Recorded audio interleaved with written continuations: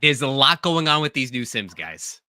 McLaren and Williams completely nuked every sim that we've had before this. Does it change anything for you?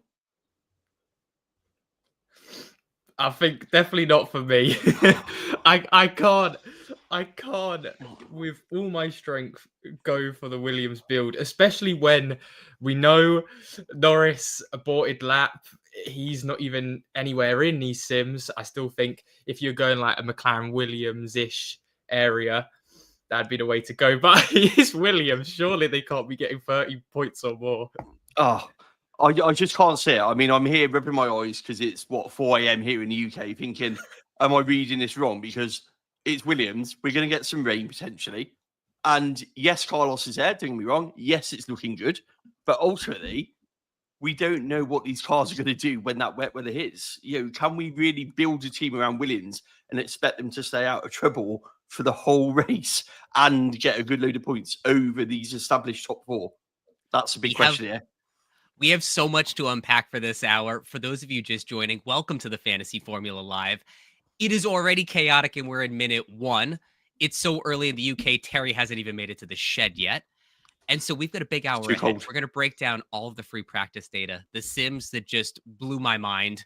We're going to talk about betting lines. We're going to share our lineups, talk about the FanAmp picks for this week, and a whole lot more. So if you want to get involved, there are a few things you can do. Number 1, head over to the FanAmp app, and you can do a few things there. Number 1, take a picture of your lineup, plop it in the chat under the Fantasy Formula base. Our producer, Greg's going to put it in a slide to me, and we'll review it live on air. While you're there, you can also participate in the FanAmp picks for this week. We're going to show some of our picks for qualifying, and then we can banter about that a little bit as well. All right, Zach and Terry, do you think we should just start by, look, we're going to start with our featured league. We're up over, it's a surprise to me too, and I'm sharing my screen. 31,000 teams have joined our featured league, including some of our friends from F1 TV and some of our favorite creators from around the world. So if you want to get on in the action, this is one of the biggest featured leagues in the world right now, thanks to the amazing community that we have here. So please join if you haven't already. Now, let's talk about free practice.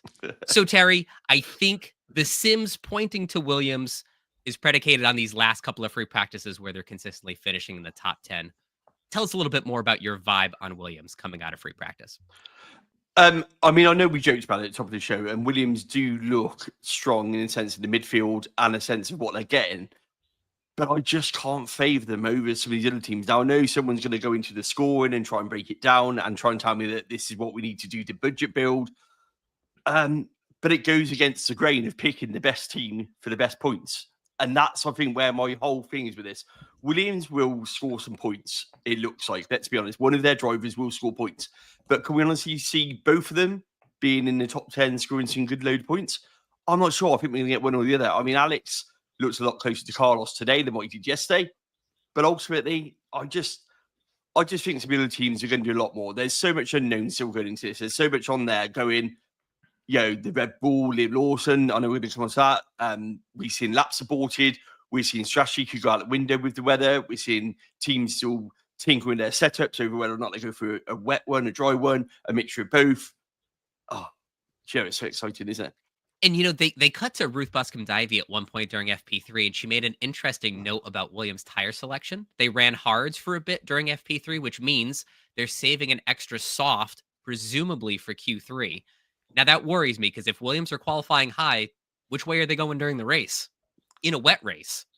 So that's the part about Williams that makes me the most nervous, is that if they're trying to qualify as high as possible, what are they going to do? Contend for a podium? No, they're probably going to slide backwards. So that's the bit that worries me. Now, Zach, I think you had indicated this a little bit at the top of the show, but Williams isn't on your radar anymore, are they? No, I don't think so. Just especially, you've got to look at some of these results in FP3. And realistically, are we expecting Hamilton and Norris to be behind the Williams? No. And then when you look further into it, that would mean, okay, that's 9th and 8th. And in F1 fantasy terms, that's not getting you many points. So you need to be careful and just be a bit realistic when you look at these results. Bear in mind, it is just practice. It's true. It's true. Now, perhaps we can head over to our tiers, because we started the week with our tier list. we've changed it up a little bit since free practice. So I just want to share a few of the changes since the last time we met, because these are some of the lineup foundations that the three of us are looking at the most. Now, speaking just for myself, I'm a more conservative player, so you're going to see some things that might be really within the box. Terry is a well-known agent of chaos, so maybe you'll see some things on his team that are outside the box.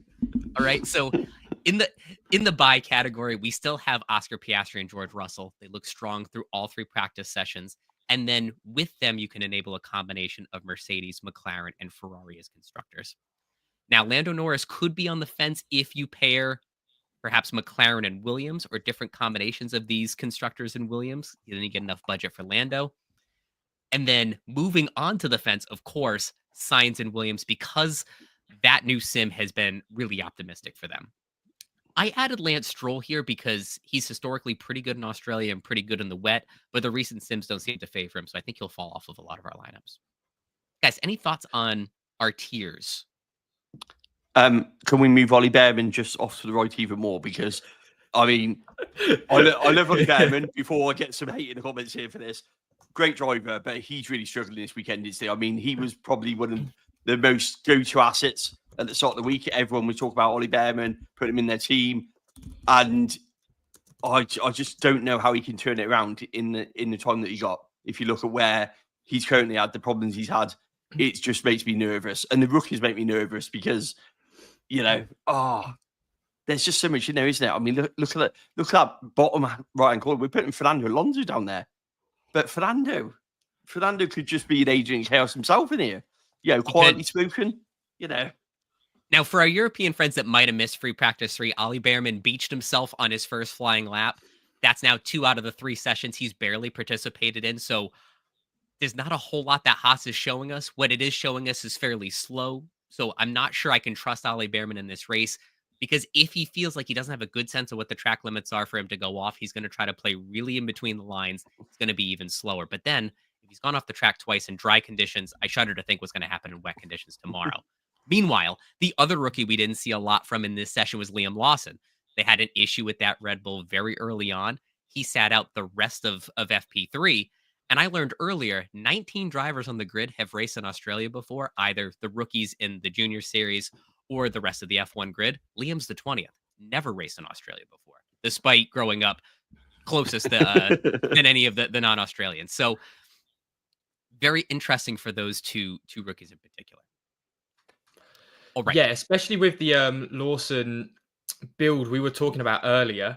It did seem like a decent option, but yeah, after all of these issues he's had, and even Red Bull now, I don't think their pit stop points could save them at the minute. Yeah, I mean, I was a big advocate for Red Bull beginning of the week, you know, and I think Max will come good. He's shown today that they've got to grips with the car. I imagine they're solving Liam's problem one way or the other going into qualifying. I don't think it's going to stop him in terms of qualifying, but it just makes me nervous about putting all of that money into Red Bull with Liam's current performance. Like you said, not a lot of track time, struggled yesterday, to be honest. Had a really tough day yesterday. Was expecting today to try and bounce back and, get some good laps on the board and actually get some good data and get a good feel for the car. Didn't get that at all. Just makes me really nervous going into the whole weekend to what Liam's going to do. I think over the course of the season, we're seeing grow and grow. I still think he's a good driver for Red Bull. I just think the here and now, it's a little too soon for him based on what we've seen so far. So all of this chatter about Williams is coming from the latest sims. And wow, it's changed quite a bit since earlier because the points team was Ferrari, Mercedes, Piastri, and then whatever you could afford with the rest. Now it's McLaren, Williams, Piastri, Albon, Stroll. So I think it's just trying to fit in what we can with the remaining budget here. So a very big change to some of the sims here. You can see in the bottom right-hand corner, the top 4 constructors are still riding quite high in terms of their points upside. Red Bull demoted quite a bit since the last time we saw them. That's got to be the Liam Lawson news that made that complicated. I look at that team as well at the front, at the top, and especially driver-wise, it's scary. It is scary, especially having Albon. We know what, if anyone played F1 Fantasy in 2024, you would know exactly what he was like. He was very prone to getting those DNF points. I just think still it's a no-go. Me too. I Now- mean, if you look at a Williams build with Carlos in there, that would make a lot of sense.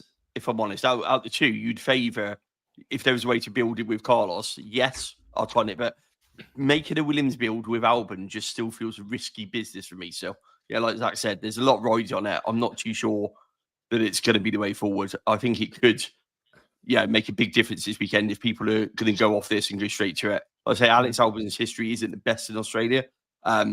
So yeah, that would make me very nervous using that lineup going into there. I'd like to say as well, especially with the more budget-wise teams, because I know it's saying it's going to be points heavy, that team. Realistically, for me, that would still be I'm focusing on budget if you were going for McLaren and Williams. And I think if you're going that way, it'd still be potentially Alpine would be the better option, just because then you are committing to the easy getting above the threshold potential of Alpine. I mean, Williams, they're predicting 30 plus points. I don't think that's happening. And they'll probably will get above their threshold, but it's a lot higher. So it was their price is around 13 million. So their threshold would be about 14 points. Still easy, but a lot harder than what Alpine have got to do. But keeping an eye on some of the betting lines too, you can see Sainz and Albon moving up to P8, P9 in the betting lines.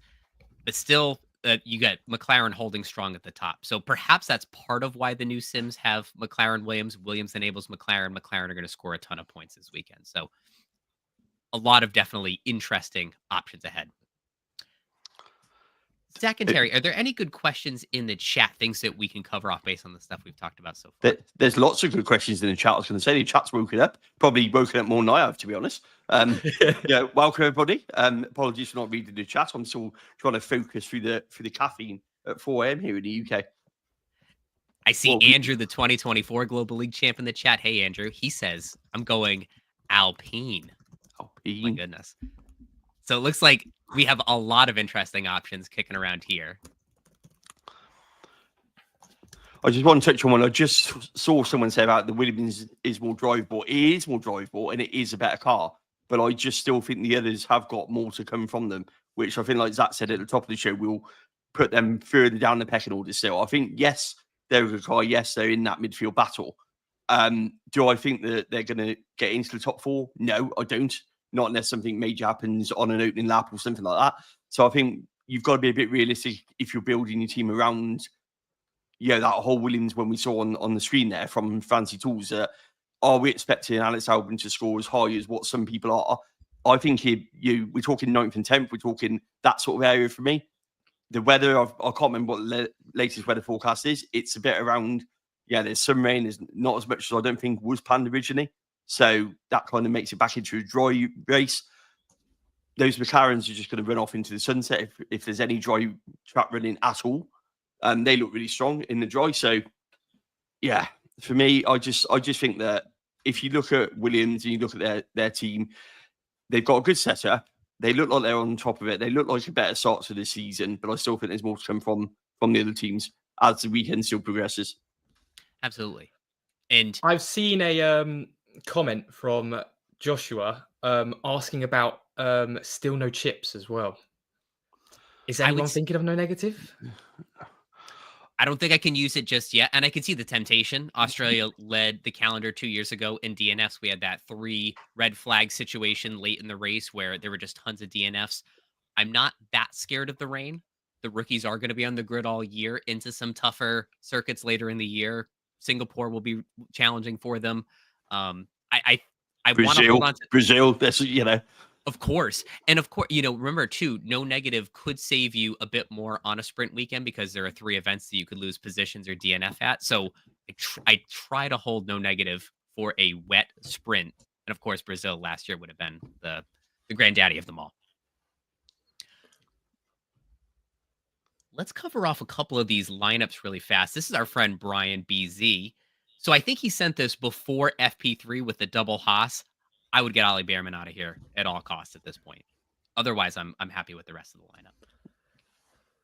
Yeah, I mean, the Haas one for me is interesting because do I think that, we joked about Ollie Behrman, obviously moves him off the screen. I think that Ocon could do a job in terms of making sure that he gets around safely and gets around in the point where he's not quite comfortable. The Haas doesn't look spectacular at all, but I think that Ocon is looking like I've got him in my team currently to almost just get around the track and be safe and enables me to do some other things. That's probably where I'll look at with Ocon. I don't expect him to be in the points. I don't expect him to be a massive scorer, but at the moment he looks like a driver who could get around safely, not get any problems. You're watching guy on lap one now, wasn't he?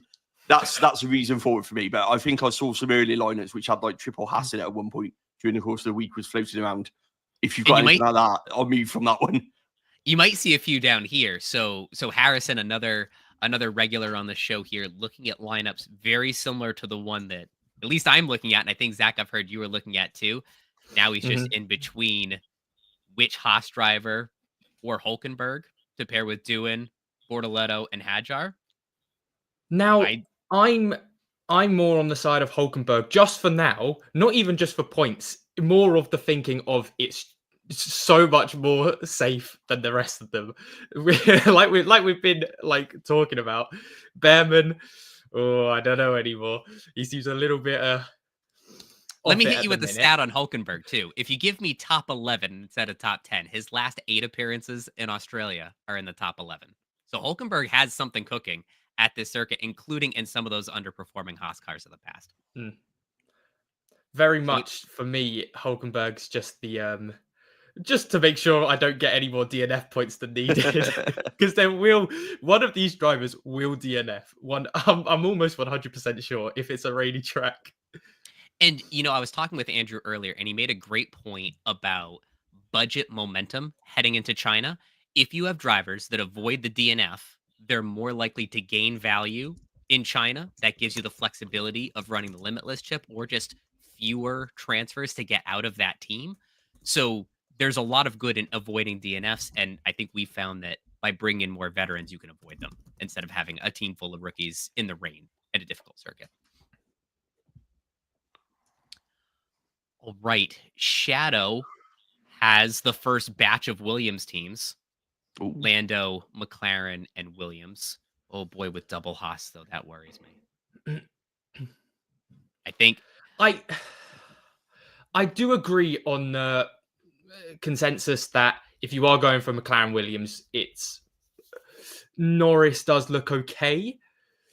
But at the same time, still with Piastri with driver of the day, I see why it could be McLaren, Williams, Piastri. But then if you're going McLaren, Williams, Piastri, surely you wouldn't have Williams then. I'm still sticking with the middle. And then that third team, yeah, he says he's between team 1 and team 2. Team 3 is definitely just for giggles, I think, or maybe to build budget. Yeah, I mean, I looked at team 3 instantly and went, that doesn't look too bad. Then looked at the constructors and went, that's where you're going to lose a lot of points with the new system, isn't it? Looking at that. I mean, on paper, team 3 probably last year might have looked a not too bad option in some respects, but I think this year with the points on offer now for the new pit stops, I think team 3 is gonna hurt you on that front. I think with Lando, it's a case of, do you want to spend that money on Lando, knowing that Oscar's going to get you quite a similar amount of points potentially? Like you say, with the driver of the day, he's going to be up there amongst it. They look very close in all the practice sessions. There doesn't look like a lot to choose between them. I think it's whether or not you want to spend more of that budget and go, actually, I'm going to put my flag in the sand for Lando, or actually you just use the Oscar McLaren mix, get the points that way, and enables a lot of other things. So I think for me, I'll go for the second one, if I'm honest. But I might swap Behrman out potentially still. Oh, 100%. Middle with Phil Behrman for me. Yeah. Absolutely. Let's do one more, and then we'll jump back into the chat for a little bit. Head Piastri Chef. I love that name. Okay, this is a George Russell build with McLaren and Mercedes. So good constructor duo, and you can salvage the 2X driver. And then the build that we were looking at just a moment ago in the middle, and then an Antonelli team that brings in Alonso. I'm staying right over the middle with Piastri. Look, I understand, especially with the left side team, Russell. He's been kind of going on and off for me. FP2, after FP2, I was like, oh, maybe not. I'm a little bit worried about that. Then after FP3, I'm like, okay, potentially George Russell's an option. But I think it's still just a safer bet to play Piastri. I don't think there's going to be too many points difference between even McLaren and Ferrari. And I mean, from the poll, just looking at it right now, 65% of people think Piastri will outscore Norris at the minute. Wow. Oh my Yeah. goodness. And I like that. I hope that happens too. Or maybe it's just all of us running a Piastri lineup that are just trying to will it into existence. I think that could be a little bit of it too. It looked like Adam was buffering them for a minute. Did you see? There was like a moment there. I was mentally. that was a real life buffer from Adam. That wasn't your inset. That was just Adam buffering, processing the fact that everyone's saying we should go for a Williams build on the opening race of the season. That broke right before we came on, and a part of me like just disintegrated with it. All right, where do we go? There's a rumor going around in the chat that they may delay the start of the race tomorrow due to the thunderstorms and potentially park us outside of the rain. Does that change anything for you? It wouldn't change anything. I think it's from the beginning of the week. They always have an option. You've got that time limit for the race start. You've got the options on there with moving the race time if there's dangerous weather, stuff like that. We've seen it before in Brazil. I think Japan have done it a few times as well. It's something which Formula One build into it. That's why we have a time limit as well as a start time on it. So it makes sense that if it happened at the time that we would start the race, they would look at an option to move it. That's all that is. It's a contingency plan that Formula One put in place. It's nothing unusual to every single race weekend. It's a built-in one. It's always there. It's something that always happens. I think people are just running a bit with it more than normal, saying that it's gonna be delayed. If it was heavy rain when we were due to start the race, yes, they'd look at it. But that's the same with every single race on the calendar. It's not an Australia thing at all. So I wouldn't be too much into it. They've got plans in place. We still get some racing, no doubt about it. I've seen a few questions about the price system. And I don't know how many likes our video's up to, but if we can get to a certain number of likes, I'll let maybe Zach or Terry pick the number. I have a soapbox speech and a slide just for you. So if you haven't liked already, please do. That way we can get a nice little bump in time for the Chinese Grand Prix next week, which is going to be another very, very important lineup decision because it's the first sprint of the year. Mm-hmm. I've just seen a chat in the live stream, and it's from Yusuf asking, who do we think is the better option, Doohan, Stroll, or Ocon at the minute? Doohan's looked quite good this weekend. I actually made a video. It's a couple of weeks ago where I said I hope Jack comes out with all the rumours flying about that says actually he comes out and puts a performance on. He's looking like he's doing that. He obviously knows the area around, knows the track well. He looks quite a solid build for this weekend. Originally, when I first saw it, I wondered yesterday if whether or not Alpine were playing a bit with his engine settings just to make him look, elevate him in terms of the standing so that it took some bit of pressure off him. But actually, all through the sessions, he's looked quietly confident and in touch with the Alpine. And the reason why I think he will do well in that Alpine is very similar to last year's car. It's an evolution car, not a revolution car. And what I mean by that, there's a lot of parts carried over from the back end of last season, which we know actually Jack did a lot of testing in that car. We know he raced the last race of the season. He also did obviously the tyre test. He's done tests since. So that car isn't remarkably different from what was there last year, which actually for him is really good. He's not getting to grips with a new car, the way it handles. He's actually in a car which he's quite familiar with. He's already had a lot of time in that car. And I think that's showing, if I'm honest, with Alpine. They don't look like a team which are struggling certainly as much this year as what they did at the start last year. That's for sure. And just showing the Sims version of this, everybody's off by only a matter of a point or two. When I spoke with Ryder earlier today, he said the benefit of the Haas is that they're probably going to start low. The Sims have their race pace faster than their quality pace. You're just hoping that Ocon gains a couple of positions, survives the DNFs, and that's where his points come from. I think the thought with Doohan is he might qualify a little bit higher and just hang around. So while Doohan may finish higher than Ocon, I think there's a little bit of hope that Ocon survives and moves up a little bit.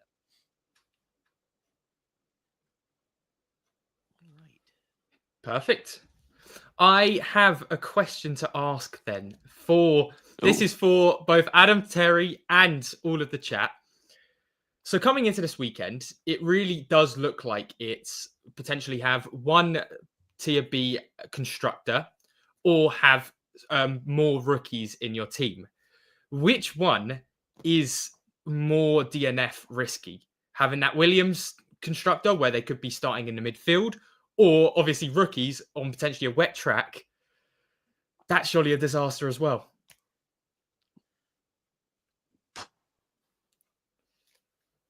Wow. I think well, I guess the truth is we're going to be stuck with some combination of that. So it's really the reality of picking what evil we want to live with. The evil I'm picking is a couple of rookies. And I think I can get to a point where I have coverage of a rookie in the constructor, but one I'm confident in. And then a few rookies, the fewest I can come up with this budget to try to stay on the right side of the law here. But we'll see what happens come tomorrow. Yeah, for me, I put my faith in the constructors, if I'm honest. As in, I keep thinking solid constructors, solid points on the score. I've kind of worked backwards off that, gone for 2 solid constructors rather than the budget build constructors, and then worked the rest in on that one. So probably less rookies. I just can't get past the fact that I still think, the way to fantasy Formula 1 is, around your constructors points with what we got on offer. So I've kind of hedged my bets on that side more than the rookies, if I'm honest, currently. I think you'll get more from having 2 established teams potentially than what you will by following some of these other builds. So Terry, you've teased lineups a little bit. I don't know if you've posted your lineup yet, but I feel comfortable enough sharing the lineup that barring anything crazy right now, I can move to my team and show you what we're working with. All right. Oh, see, this is what I have to contend with. See, every year Adam does these 3 teams, and he goes into the old I want budget building or I'm testing out. It's not. It's because he's indecisive. Whereas this year I'm playing the same as what I did last year. 1 team, that's it. Just 1 lineup. Yeah, that's it. Then this, multi builds or team 3 because I'm testing this out. Or Terry, you've set me up for a wonderful teaser. The other 2 teams, let's show you. The other 2 teams have chips on them. Because I'm creating chip guides that will be out next week. So get excited for that. That old Chester, yeah. Now, this is the team, barring a meteor strike in the next little while, what I'm going with for this week. Piastri, Ferrari, Mercedes. I like the idea of Piastri potentially getting driver of the day in his home race. Clearly on the pace in that McLaren. Ferrari looked fine in FP2 and FP3. Mercedes, I think they can handle the cold weather. It's going to dip quite a bit between today and tomorrow. And then basically 2 veterans and the safest rookies I can come up with. I do copy my team. That's like copy and paste. Is that really your team? That's literally my team. That's literally my team. Oh, we don't have to have a big reveal for you then. No point revealing it. No point going on Twitter. Anyone follows me on Twitter, don't bother because I've just put my team on the screen. What an anti-climax that was. Zach, do you need more time with your team, or do you feel comfortable sharing? No, he's got the same team. I can share it, but do you want me to post it on Twitter then right now? Yeah, if you post it on Twitter, I'll share it while I've got my screen. Yeah, sure. Let me just put up. Yeah, do you want me to put it with all the team locked fanciness? That's or just the personal photo? Choice. Just put I have a Twitter window up here if you wanna share that. And then in the meantime, let's buzz through a couple more of these lineups. Rafflecopter says I'm all in on Haas. Now, in fairness to Rafflecopter, I saw this post come in before FP3. I think this is a bit of a mess now. If you're double dipping on Ollie Behrman and a session and a quarter of runtime for him, so I would kindly consider sliding. Moving quickly. You haven't got long. I haven't refreshed in a while. Let's yeah, that's a refresh. That's not all the lineups. Please stay. Don't go away yet. We have got some more. Yeah. Havoc gamers in. It's early. Come on. It's early. It's week 1. Ooh. It's early. It's week 1. Come on. Give us a bit of a break here. I've seen a good question from Wesley. Does Doohan have driver of the day chance in his home Grand Prix? Yes, but I would think Oscar would probably still. I think a good result for Oscar would convince people to vote more than what they would do and potentially. But if something happened to Oscar, absolutely, definitely. But I think it's too much of a risk to put that as a basis to get some more points. I think ultimately, a McLaren Oscar good result, podium win, makes me think that people would lean towards Oscar over Jack, personally. Like I said, unless for some reason Oscar isn't in it anymore. Yeah, and I think even on this team, I could see Carlos Sainz getting driver the day before doing with a top 7 or 8 finish if the rest of the drivers are a little bit boring in the top 10. So Doohan would have to really do something wild, like a P8 or higher. I can even see Carlos getting it with a decent result. There's a lot of fans out there, Carlos fans. Williams' engagement, if you notice on social media, certainly seems a lot higher this season. I know we joke about not building a team around him, but I certainly think that the Carlos move has elevated Williams back into the limelight. That's for sure. A lot more Williams sort of posts going about I can see than what normally. Yes, it's based some on performance, but I also think a bit more based on the fact they've got two really good, strong driver lineups, as that one shown us there, to be honest. All right, this next one's coming from B-Cats, and I think I've got to draw the line somewhere on this Williams love.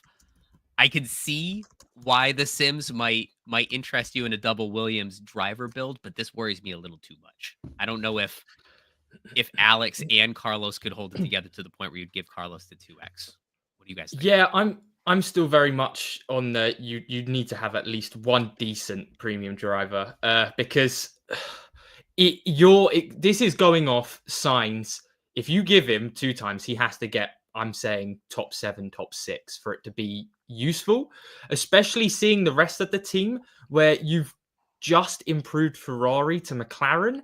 I don't think there's enough of a buffer between Ferrari and McLaren as constructors than there would be the points lost from a Piastri 2 times down to a Carlos Sainz 2 times. So, yeah, it's not for me. Yeah, I mean, a Williams and a V-carb gamble, which is what that is, that makes me nervous, to be honest. Right. Now, Adam, I have got my team up on Twitter. You have your team up? That's perfect timing. Yes. Let's check you is out. Is that why we got the questions of Hulkenberg? Yep. Zach, how could you? Let's see what we have here. Now, I want to straight away talk about, because I can see it in the chat, Hulkenberg over Doohan. Now, there is a reason, and I slightly mentioned it earlier on.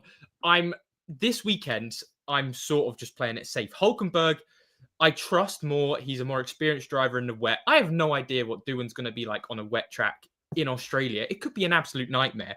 Again, basically, I've just tried to make it as little as possible on the rookie side, having Ocon and Hulkenberg.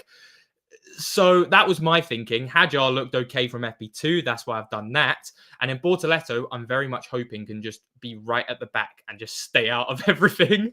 So that's my thinking on the cheap assets. Piastri-wise, driver of the day. McLaren look very fast. And then Ferrari and Mercedes, good constructor points. Pretty much self-explanatory for that. I mean, we've gone over really why Ferrari and Mercedes are really good. I'm very happy with that team. Again, it's not very much thinking about the budgety options yet, but I'm going to wait and see how that all pans out. I don't think we've ever had the three of us put in a lineup this similar ever. So this is interesting. I'm speechless. And can I just add completely against what the Sims are saying as well? It's not totally against it. And let's actually take a moment, because this is what talked about a legend a moment ago. If you select for Ferrari and Mercedes, you find yourself in these same teams that we're at now. Now, my screen isn't optimized to get all of the points all the way across. There we go. 184.8 is around the area that we're looking for with our teams. You take the filter off to the teams that were there earlier, it's 195. So you're talking really just a matter of a few points, rounding errors on if you're getting driver of the day or overtakes, positions gained, things like that. So it's small enough that I feel okay with it. But is that like a DNF in it as well? Looking at it, like you say, that point there, going back to the first one, you're looking at a DNF, aren't you, really, as being a difference there, potentially? Yeah, if you go with that opening lineup with that Williams one of those constructors falls out, then actually suddenly the liner with the Ferrari and the Mercedes doesn't look a bad deal then, does it, if a Williams goes out of the race somewhere? There's just too much craziness that could happen in this race in the midfield. Honestly, they're like I said, there are going to be DNFs. Like I mentioned this on a tweet earlier. Realistically, with all of these teams being quite close on points, it's going to come down to who doesn't get the DNF and who does. Yeah, I mean, just look at some lows. So we saw Ferrari and Red Bull. Obviously, Zach answered, Ferrari. I'll go for Ferrari based on what we don't know what Liam's doing. Like we said, for those who might be late joining. That's the reason for not Red Bull. I think Red Bull and Max will score well around here, if I'm honest. But Liam, for me, is a big unknown. And I don't place that unknown as a better option than the Ferrari option, to be honest. I think Lewis and Charles will look solid. I think that Ferrari will have enough in the pit stop to pick up a load of points. So that's why I would go Ferraris based on that one. We've talked about McLaren and Williams. Our thoughts on that are basically we don't want to put too much in the Williams bag. That's the issue we've got with that sort of lineup. Whilst, yes, it might be good for budget. It might be good if it pays off. It feels a bit risky placing so much emphasis on 2 Williams cars scoring well and 2 Williams cars scoring in the points when potentially they're going to qualify high and maybe slip back as well, which is the other option, not too many considering with the Williams. And also, what I will say about Williams is they looked dreadful on the soft tyre yesterday. When they're out, they were one of the 3 teams that completely fell off in terms of the soft tyre runs yesterday. So we had Red Bull did, Mercedes did, and obviously Williams were the other team. They put the soft tyres on and they could not get them to work at all, which bear in mind that's going to be your qualifying tyre. Also bodes not too well for them either. So that's a potential pitfall as well. Gotcha. How are we looking for likes? Should I get on my soapbox yet, or should we try a couple other things first? I think we could try a couple of things. Have we hit whatever magic numbers in Terry's head, or should I try it and move to something else? We haven't talked tech yet either. Let's do it. I have it ready for you, Terry. Let's talk some tech. Wow. Shameless plug there for my own article because it took me absolutely ages to do this one this week. So this is the upgrade. It's always a little bit different at the start of the season because basically anything that's new on a car appears as an upgrade. And also not everything on there is used on the car. So when I did this one, I talked a lot more about what happens with an upgrade. For example, McLaren have got 2 beam wings on their upgrade list. Now, naturally, you can only run 1 beam wing on a car at any one time. So you'll see an upgrade list that says, it's got beam wing on it. However, what they've done is they brought 2 brand new beam wings to obviously try out during the course of the weekend to see which one they favour. So when we see this list, it can get very exciting straight away. And it can, in terms of numbers, so we saw obviously, Red Bull with about 15. That's 15 parts they've changed since last season, since the RB20. That doesn't mean all 15 are on that car. And it also doesn't mean they're all on both cars as well. So I think these are some really important things that we need to understand when we talk about updates to the teams. They bring them to the track, they declare them, but not always are they definitely on the car, or do they stay on the car? Sometimes they put them on the car, they go through free practice, and realise it's not giving them the performance they want, so then take them off and revert back to an old one. We saw last year, Mercedes did it with their floor quite a few times, where they revert back to an old floor. We've seen development routes go wrong, so suddenly the data isn't what the wind tunnel's getting, so they then turn around and say, actually, we're switch back to what we know, we play safe, or even weather dependent, you bring an update to the track, suddenly the weather changes, it feels a bit risky, so you revert back to type, hold that update. The other thing to notice while on updates is you only declare them once, so everything on this list is now declared, and you can use it again. Now, that doesn't mean that it's going to stay on the car, and it doesn't mean that it's not going to come back. Sometimes a team will declare it. They also do it for a bit like a feeder if they want some feedback from the FIA. So sometimes they declare it knowing that the teams will look at it, but also if there's something in there which is really close to the regulations, they'll put it in there deliberately to almost test the water with the FIA to say, is this legal? Because we're right on the boundary with what the regulations say. And once it's done once, as long as you don't change that part, it's gone completely. So, you can bring that back at any point during the course of the season. So with regards to the updates, I looked at McLaren was one of the big ones. The brake ducts on the McLaren is real controversial. Remember last year, there was a hole on them which got taped over after Red Bull made a complaint on it. So this is all due to cooling. So your brakes are absolutely crucial. So they can run holes in them during practice. And believe it or not, you then have to tape them over for the race itself, which sounds really basic, but it's not. But it gives you extra cooling, which obviously extra cooling allows for better tyre wear. It allows for your brakes to not overheat, which then allows you to get your tyres in the optimum window. Also then allows you to go longer in the long run session, which is something we see McLaren particularly good at the moment in terms of staying out, optimizing strategy, not having as much wear on their tyres as what some of the other teams have. So there's quite a bit in those brake ducts on there. And then what was the next one I did on there, Adam? Scroll down a bit. The Ferrari suspension. Yeah, Ferrari suspension, biggest topic. This is obviously an update for the whole season. So they've changed their suspension. They're one of the only top teams who have changed it. Last year regulations, it's risky because you don't know if it's going to work or not.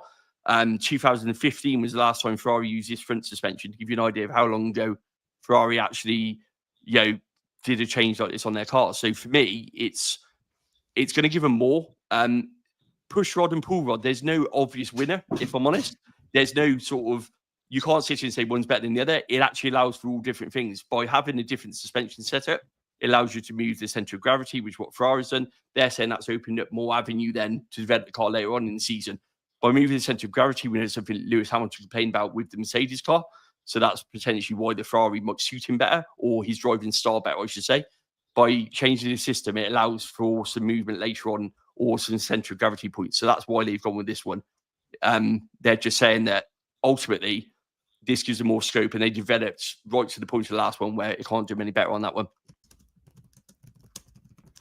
Terry, are there any others? Are there any others you want to hit on? No, not really. Like I say, there was a lot on there. Red Bull, like I said, yeah, they brought a completely new car, I felt like. So for me, Red Bull, as I said, and as I expected yesterday, they look a lot more dialed in today, certainly Max's car, which is what we expect. Red Bull do this on a Friday. They test a lot of parts. They run lower engine settings. And I think one of my videos yesterday was like throwing that caution on Red Bull, saying that even though they look well off the pace, don't discount them straight away, because actually once they get that data back, yeah, their sim drivers do a great job. And on a Saturday, they invariably look a lot better than that. So, and that proved again with Max in free practice 3.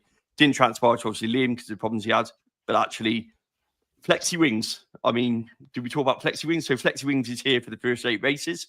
All of the teams have got a Flexi Wing. This is Red Bull. Didn't have one last year. Really big difference maker for obviously Ferrari and McLaren last season. Red Bull have now got it on their car. So this could make a big difference as well, I think, during the first 8 races. And then obviously the regulation changed slightly. So after the Spanish Grand Prix, this will be obsolete. So there's a lot of talk about this one and the difference. But if anything, it brings them closer together rather than actually further apart in terms of the top 4. There are a few things in that I had never realized until reading your Tech Corner article this week. Things like they're going to declare a lot more than they're going to put on the car at once, because once they're declared, you don't have to declare them again. So they're just thinking ahead for future races. I just hadn't put that into perspective, that you could potentially be getting out of the way so you're not alerting people to something later on. Or you're showing the FIA apart to see, is it kosher, is it not? Or just what they think of it. Yeah, exactly. You're just testing the water. Like I say, sometimes, especially with a run of races coming up, teams will do that as well. And also, I think, like with anything, the teams like to lose some information somewhere. Opening weekend of the season, there's a lot of information going out, a lot of downloads. So actually, by loading a lot of tech on your submission as well, you could potentially sneak some things in there. Cool. Zach, how's the chat doing? Any big questions we can knock off? Well, I've just seen one that we've talked about, but we can talk a little bit more about it. From Flash, why not McLaren Williams versus Ferrari Mercedes? What are our reasonings? So I think the big thing for me with Williams is that if they're fixing to qualify high, and there was a segment during FP3 with Ruth Bascom-Divey where she said that they were running hards during FP3 to save a set of softs, presumably to get farther along into qualifying. So if they qualify high, it's going to be very hard for them to do anything other than drop places in the Grand Prix. There's also this concern that Williams does always find themselves in some bit of peril at this circuit. It was this race last year that Logan Sargent gave up his car to Alex Albon because he crashed it so bad in free practice that it was irreparable for the weekend. So this Williams car does have its issues on a full race distance and in a wet. It makes me a little nervous, especially when you're over-indexing on Albon. Do you think we need to cover pricing? You think we're ready for pricing? Strategy?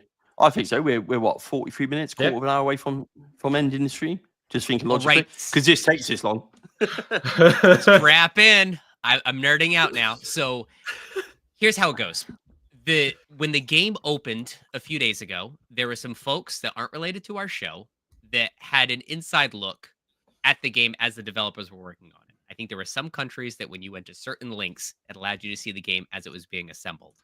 At that point, there were all of the drivers and all of the constructors and some dummy data. The dummy data was points and price changes for 3 races. So it feels like they're testing the pipes on this 3-race average price system. So then they funneled it all into F1 Fantasy Tools and the brilliant strategists on their Discord, and they came up with an algorithm that explains why these price changes happened. All right. So step 1 is to calculate the average points per million over the 3-race period. So you take the points scored by that driver, divide it by their price, and then you average 3 of those races to get the average PPM. From there, you would look it up in this table, and that gives you a performance rating. So there's great, good, poor, or terrible, depending on what the 3-race average PPM is. Then, depending on the driver's price, they split the grid in half, greater than 20 million or less than 20 million in price. You would look up your rating based on the tier price, and then that would be the price change based on that performance. So that's the scoring algorithm in a nutshell, and that's the easy part. Now, the hard part is, what does it look like for the first and second race when you don't have a 3-race average to make? They went through this a lot of different ways, and the only way that this works hurts us in week 1. If you assume that you score 0 points in the first race, 0 points in the second race, and then whatever your score is in Australia and average that, that's how they're able to back their way into some of the race 1 price changes that we saw in the dummy data. What that means is for the first week, a lot of our assets are going to be in the poor and terrible category, and they're going to lose 0.2 to 0.6 million. But as we get into the second and third race, they'll start gaining value more because that average is going to beef up.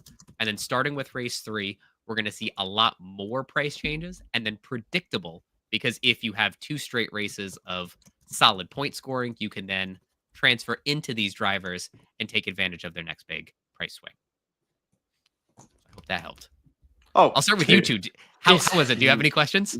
It's a lot to go through, isn't it? It really is. And it just is that first race for me where actually the first race and after the free race. So actually basically everything. I'll start off with the after the free race inflation, because they're predicting basically everyone will be going up the maximum output they can.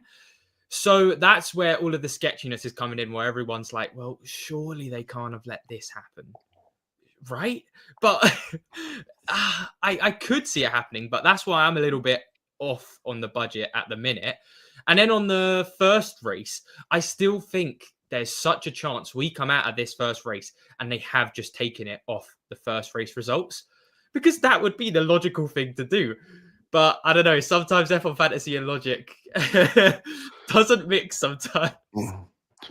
Yeah, I mean, for me, I'm not a fan of cracking the algorithm. We said on the sort of rule change when, for me, it's takes a bit of fun away from it. And I think when I see some of these builds, which are budget builds, when I play Formula Fantasy, I'm probably old school in this, where I just want to pick the best team to get the most points. And when I'm looking at these algorithms going, I should be picking this, that, and the other, it kind of just puts me off it a bit. It kind of just makes me go, really? Because then it's more of a science and not a fun game, I suppose, from that point of view.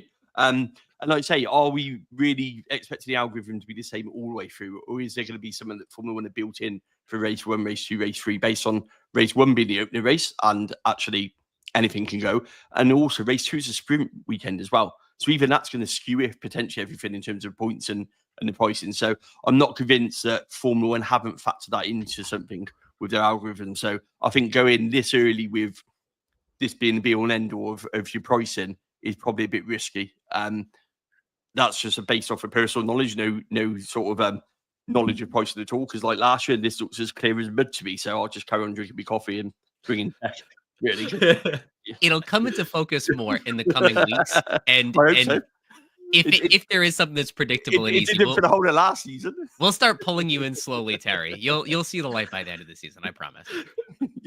We had the whole of last season. I didn't get pricing, so we're off to a better start this year, I suppose. But yeah, see, Ed agrees with me. Ed teacher, I'm with Ed on this one. Yeah, it's it makes my head hurt, and that's coming from a tech guy. Yeah, give me a car and a brake dirt, no problem at all. Give me a price algorithm, done, completely done. Gentlemen, so we showed our lineups a little while ago. We were very close, of the same mind, in a rare unity, a rare moment of unity for the fantasy. It's race 1. It's race 1. Don't worry about it. But there's one other spot that we actually all thought the same. Oh. And that's the FanAmp picks of the week. Oh, yes. And so if you haven't played the FanAmp pick of the week yet, make sure you go over to the FanAmp app while you're dropping your lineups in, while you're interacting with us. You can compete for a 5th gear GARMS prize every single week. This has taken the place of our contest question from last year, and that allows you to interact with fans from all over the world. And the winners each sector get a cool prize too on top of all of that. So who finishes qualifying P1 through P3? We all said double McLaren. Now, I would like to add as well, me and Adam didn't actually talk about our predictions before we did that. So that is just pure coincidence again. It's when Terry realizes he's been left out the group chat quite clearly. Now, I went big brain on the second question. What position will Piastri qualify in? Not the third that I put a second ago. I said 4 through 6. So I'm going to be right if he finishes in the top 6, if he qualifies in the top 6. You see what I did there? And then which rookie will qualify highest? I'm going to pick the guy that was in park for most of FP3 because I know the rest of the grid's going to say Kimi. And then we were all on the same page. Which team has the best average qualifying position? But guys, let me ask you the last question.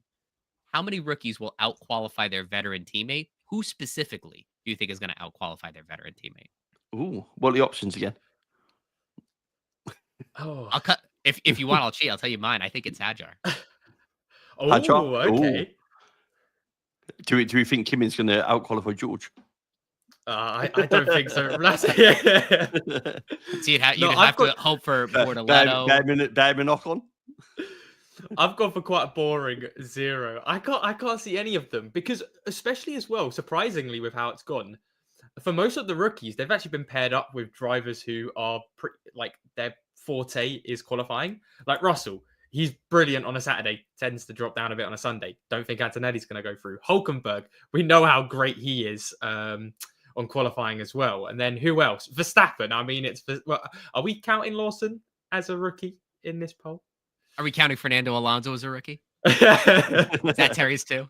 And to be honest, Fernando's got it in his contract that he has to qualify ahead of Stroll, so he'll be all right, won't he? So is that... I was just looking at that jam sandwich. That made me feel hungry this time in the morning for a start. Absolutely cool username. Show the teams. Is this going back, Adam? Do you just want to put our teams back up just so in case someone's late joining? Because I know we covered them quite early. So Terry and I have the exact same team. It looks like this. Piastri with Ferrari, Mercedes, 2 veterans in Ocon and Hulkenberg, 2 of what I hope are the strongest rookies in the rain in Doohan and Hajar. Zach went for a slight audible going from Doohan to Bortoletto. And I think that's just the usual Sauber magic, right? That they qualify at the back and then just move their way up. I love them dud drivers. They just sit at the back, let the chaos ensue, and then Bortoletto is hopefully going to get loads of points. Oh, interesting. So Stroll or Ocon, which one would you go for on that one? That's a tough one, actually. That is a really close call. Stroll? I mean, if you choose those two, I don't. It's making me think a lot. I went with Ocon here because I think he can contend with a few more overtakes over the course of the race. Haas also have a weird tire strategy, and so maybe he'll find himself in between pit stops, overtaking people that are at the end of the tire life of their existing tire. So maybe there's some overtakes in there for Ocon that Stroll doesn't quite have yet. Yeah, and what about Lewis and Charles' qualifying position? That's the interesting one. Now, Lewis's qualifying was pretty poor last year, probably his worst year in Formula 1 for qualifying. Obviously getting to grips with the Ferrari. Charles does look more at ease. Let's be honest, he looks more comfortable in the car straight away. I still think Lewis will get it, but I think it'll take a few races. A lot of talk about actually he's only ever driven Mercedes power engines. I've seen some people online saying it's a bit of a cop-out. It's not. It's genuinely a whole new way of driving that he's had to learn. New steering wheel configuration, new team, new setups. Don't underestimate how much data goes into a steering wheel and driving if they're used to a certain way and they've been used to it. Bear in mind, Mercedes built theirs around Lewis and his feedback, and Ferrari haven't been able to do that yet. I know he's got new steering wheel with some changes to it to help him adapt, but I still think that Charles will qualify higher than Lewis for sure, to be honest. Well, coming to that point, go ahead, Zach. Sorry. No, going back to the poll, talking about that, 0% of 80 people, so 0% think Hamilton will get pole position. Well, Absolutely no one. so much for that. Now, Oh, there we go. Just as I've said that, someone's put a vote in. I know Pity why vote they for do Lewis. that. Thank you. Sympathy vote for Lewis. A stat that I noticed is so Lewis on his career has made it into Q3 91% of the time. One of the best qualifiers of a generation, but he was out in Q1 3 times in the second half of last year. There were some painful ones, including Brazil, Abu Dhabi. These were some tough Q1 exits for Lewis. So I agree with Terry. He's got to prove that his qualifying form is back because we know his racecraft is there on Sunday. So he's just got to get Saturday down. Yeah. But then that's the reason I've got Ferrari in there. So I think that his race pace will come through as well from that point of view. So I think even if he doesn't qualify the best, I think ultimately the Ferrari with Lewis and Charles in it is still a really strong partnership. And I think the race day itself will show that. And also in the wet, you kind of go towards Max and Lewis as your drivers on that point of view as well. Yeah, if you get wet conditions, Max comes live, but then also so does Lewis as well. So that's something to bear in the back of your mind as well. Certainly my way of thinking with Ferrari. It'd be brilliant as well because obviously we know with how the price, with the point system works, it'd actually probably work out better if Hamilton qualified 5th, 6th, and then got up to 2nd or 3rd. Then he'd potentially get driver of the day as well. Yeah. There's only one lineup that we hadn't covered yet. Opinion Staffo basically just made the baby of our lineups altogether. And so I think we can all agree chef's kiss to this one, Opinion Staffo. To be honest, I think I had this one at one point. And I think I swapped Gabriel out for Hulkenberg. I think that was my reason behind it with too many rookies in it. That in terms of, doing Hadja and Bortoleto, I think that's why I moved out of that one. When I thought about it, I think I went actually Hulkenberg. Felt a bit of a safer bet with that many on there. Ocon or Behrman, I'll definitely go Ocon at the moment. Just look at that. 3 minutes left. Make sure you get your. Oh, wow, if you don't have your lineup in yet, do it right now. Right That's now. why I looked at that one. It felt like someone was sat on the fence about to press send on their team lineup with Ocon and Behrman. Yes, if you have questions, we can lightning round some questions. I will shameless plug. If you haven't joined the league yet, please join the league and compete with us. We'll be back next week with a preview for China, chip guides, a price guide, another live show. There's going to be a whole lot to come just in the next 72 hours or so. So make sure you're liking and subscribing because we're going to be everywhere. Let's see if we got to that 60. Oh, we're so close to 65 likes as well. Quick, Terry, go on your burner account. I should not go on those. I'm very excited to see how everyone goes, though, because I know people will go for the budget building, going off the fact that they will full-heartedly believe in the price, the Sims. So I'm excited to see who's right, because it really is going to set off the season straight off the bat. Who's got one foot in front of everyone else? It's scary, but this is why we love F1 Fantasy, isn't it? There's so many strategies at play. There's so many different things you can do. The variations are crazy at the start of the season. I mean, to think, I wasn't even thinking of McLaren and Williams at the start of this week. And now all of a sudden, there's a lot of people who I think will be going for this team from the sounds of things. The pricing is nailed this year. I think the number of combinations we have, think about just 2 years ago, we said, okay, it's going to be triple Red Bull, triple Aston Martin. We'll flip a coin over a back marker, and that was half the year. So the fact that we're having this much debate in week one, it makes me really excited for this year. Yeah, definitely. Definitely. Going back to Liam's quick one there. Liam says he stays far away from Haas. Good call. We have got a Haas driver in our lineups, to be fair, but I think if you're doing any more than one in there, then it's a good call. I think sneaking one in there is potentially okay, but putting any faith in constructors or even running a double, triple, I certainly wouldn't be doing that from a personal point of view. So I think one, potentially, yes. Whew, that's it. Gentlemen, close to that deadline. Any final thoughts before we sign off? No, just a huge thank you. I think you covered it, Adam. If you haven't already, make sure you like and subscribe. Make sure you check out all the content over on Fantasy Formula page and also what you're seeing online, because we are here all season. We got lots going on, and it's good to be back from that point of view. Let's get this going. I can't wait. I mean, it's all good and fun talking about F1 Fantasy as well, and I just can't wait to watch qualifying. It's literally on in 1 minute. And before we go Gentlemen. Adam, we should say welcome to Zach, because we never even did that at the start of the show. So, yeah, Zach, it's great to have you here. We completely missed that. Yeah, thank you very much. The mayhem, you've been baptized by fire into the Fantasy Formula Live. Welcome. We only have 23 more races of this. A more chaotic first week just because of everything that's been going on. But it's been a pleasure. And it's if it's like this for the whole season, my God, are we going to have so much fun. I can't wait. It is the top of the hour. Everybody, go watch qualifying. Good luck this week. We'll see you right back here for the Chinese Grand Prix preview next week. Good luck. See you all soon. Take care.